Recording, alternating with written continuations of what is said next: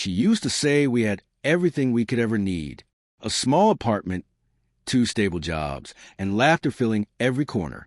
It wasn't perfect, but it was ours. Then, somewhere along the line, her tone shifted. Subtle comments started slipping into our dinners about how her friends were moving into bigger houses, how their husbands knew what women truly deserved. I used to brush it off, thinking it was just harmless comparison, but those words slowly began to cut deeper than I realized. One evening, I came home late after an extra shift. She sat at the kitchen table, a half-empty glass of wine beside her, eyes cold and distant. "We can't keep living like this," she said quietly. "You're a good man, but good just isn't enough anymore." I asked her what she meant. She sighed, leaning back like she was already tired of the conversation. "I want more nicer things, a real home, vacations, a man who can give me what I deserve." The room went silent, except for the low hum of the refrigerator. I looked at the woman I had built my life around, the same woman who once said she'd rather share a cheap pizza with me than eat alone in a fancy restaurant. And in that silence, something inside me shifted. I had spent years breaking my back to give us stability, believing dependability was love's foundation. But in her eyes, my steadiness had become invisible. So I said calmly, "If that's what you want, I won't stop you. But I hope you're ready to provide for yourself." She didn't speak at first, just blinked, almost like she hadn't expected me to call her bluff. Maybe she thought I'd beg, promise to change, or plead for her to stay. But I'd already done all of that. In 100 quiet ways she never noticed. The late nights, the skipped meals, the small sacrifices disguised as normal days. That night, every unacknowledged effort came flooding back, and suddenly it all felt meaningless. The next morning, her side of the closet was half empty. I just stood there, staring at the space where her clothes used to hang, the faint trace of her perfume still lingering in the air.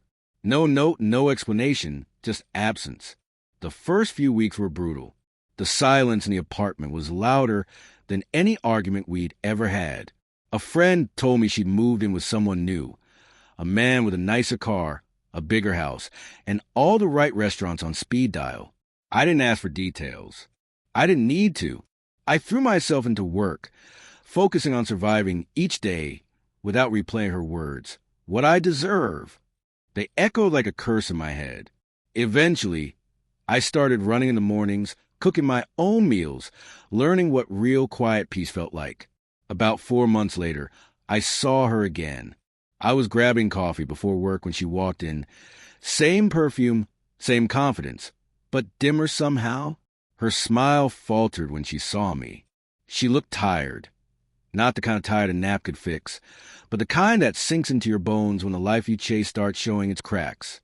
She walked over slowly. "You look good," she said softly. I nodded, offering a polite smile. There was no anger left, no bitterness. Just quiet understanding that some lessons come too late. She tried to make small talk, asking if I still worked at the same place, if I'd thought about buying a house. I kept my answers short, but behind her polite smile, I saw the flicker of regret. Finally, she said it. "I thought I could find better. I was wrong." Her voice broke on the last word.